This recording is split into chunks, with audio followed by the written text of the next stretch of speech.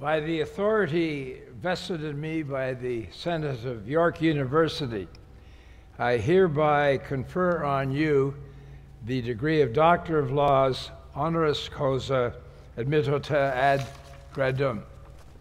Congratulations, Doctor.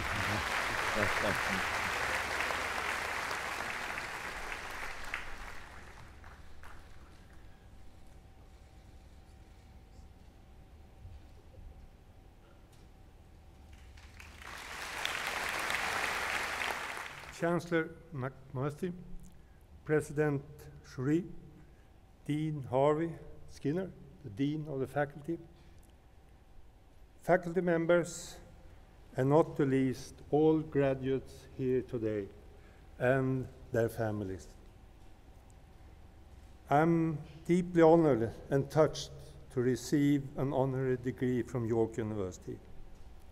And as you heard, I have also been given the task to address you at your graduation day. This is a challenge and a privilege. I don't know if you are aware of, but all of us here today, we have at least one thing in common, and we share that with everybody on Earth. We are a product of our genes and environmental factors. Through the years, the discussion has been vivid, which plays the largest role, and the pendulum has swung from one extreme to the other.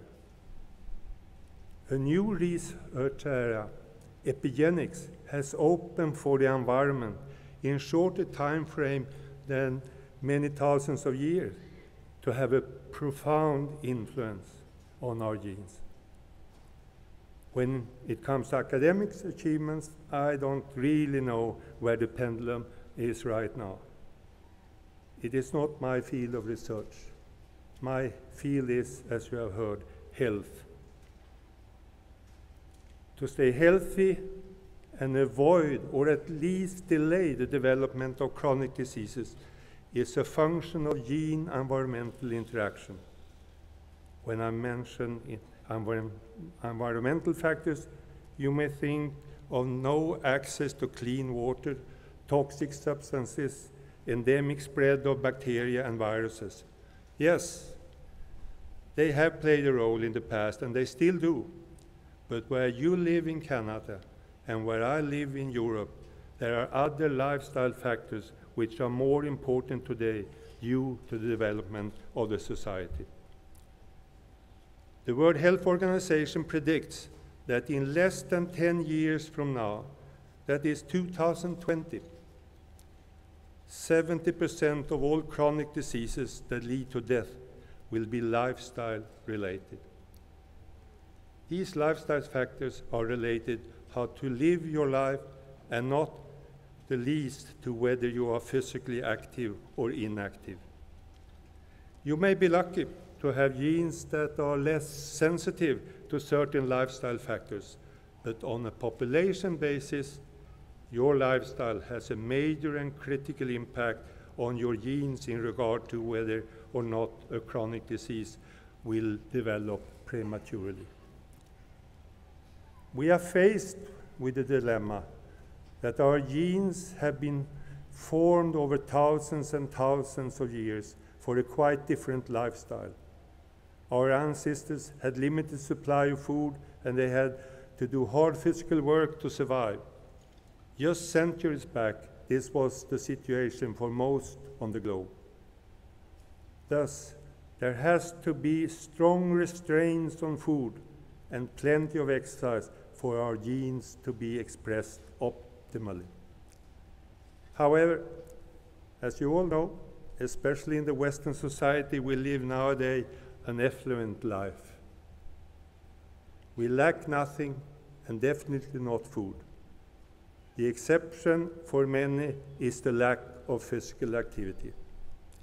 The net result is high incidence of overweight, and you can easily see when you walk downtown Toronto or any other major city in the hemisphere. But equally important, in fact twice as important or more, is the lack of physical activity. In the World Health Organization's prognosis for 2020, the big killer is lack of physical activity and poor nutrition combined. In the mortality statistics for North America, overweight in itself is not the killer, but taken together, inactivity and bad food are already equal to smoking as a cause of death. You may find it improper of me to speak on diseases and death on your graduation day, a day that marks the start of a new phase in your life. So please forgive me. My choice of subject is, though, related to that I want to bring you into a life which is long and enjoyable and will be active in high ages without illnesses, if possible. As was mentioned earlier here, you should be proud of your university, which is focusing intensely and successfully on healthy aging. This is positive, and it's also positive, I think, that you yourself and your choice play a role and have an impact.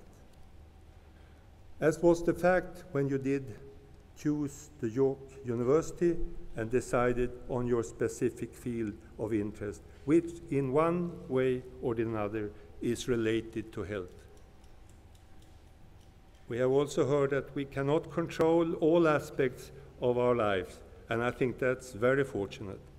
But in those areas where we can, it makes a difference as in regard to your own health and possibly to others in your coming profession. I do believe that we all want to make the proper choice or choices. Today is your day. An important goal in your life has been reached, and a new era starts. Some of you may continue at the master level. Some of you will continue for a PhD degree. Or you may be on the verge of getting a job in the world outside this protected university environment. Instead of having talked about health, you may have anticipated me advising you on your immediate future based on the fact that I have seen many students, including myself, leaving the university after graduation. However, I may or may not be the right person to guide you. Exactly 50 years ago, I finished medical school. The world was different from today. Indeed, very different. Universities expanded everywhere. All governments believed in higher education and research. They still do. However, the difference, when I graduated, there was a lack of educated students. The society, the universities, the industry welcomed whoever they could attract. Today, the competition for a fellowship or a more ordinary academic job is fierce. In my days, you more or less picked what you wanted. Today you have to fight for your career. You will find that there are courses and coaches ready to teach you how to expose yourself in order to be most attractive to the job market. Good or bad? Probably good. But when you are fortunate enough to go for an interview, please do remember that what counts is your personality. Ambitions and professional behavior, yes, important. But what really counts is the person you are, your interest in society, and what it offers, your interest in your fellow beings, your tolerance, and your honesty. An interview will reveal a lot and is decisive for the impression you make.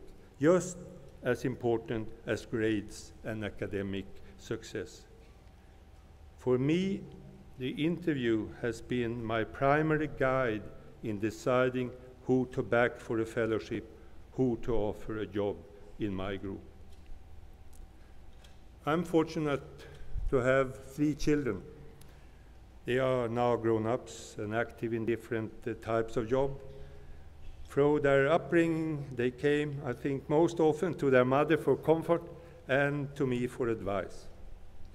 At critical points in their lives, they had been interviewed for jobs. My advice to them has always been to present themselves in an inspiring manner. No need to mention facts from your CV. They are already known.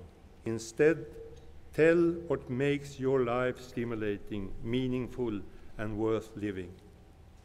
It seems to have worked for all of them. I'm sure it will also work for you. Once I discussed with a friend of mine in the US what to emphasize when hiring new staff members. He said, I glance at my watch when we start.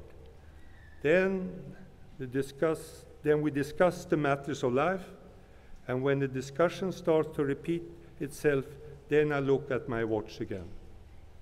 If more than 10 minutes has elapsed, I put a plus or 2 on the application card. My point is, the grades are important, but a good life, and certainly also a good working life, contains so much more. Before closing, I will say a few words about my field of research. My interest is to explore how muscles adapt to being used or disused in daily life, in aging or when immobilized due to trauma or to illness. Muscles are plastic. They can enlarge, atrophy, and become very strong or weak. All these adaptations are due to specific genes being or not being expressed in your body. Being able to explain phenomena satisfies the deepest desire of a scientist. I have been fortunate to be heading a research group in Copenhagen who has offered explanation to some of these events. And I'm also very fortunate and grateful to your university that they has valued this work and thus elected me for an honorary degree. You may wonder how one feels on an occasion like this.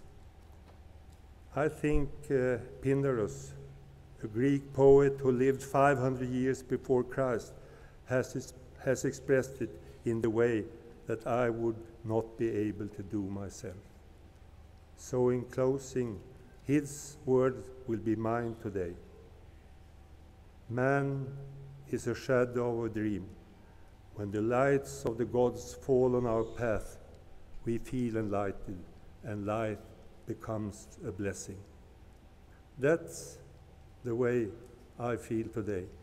Maybe not that the light of the gods has struck my path, but definitely the light of York University. Thank you for a most memorable day.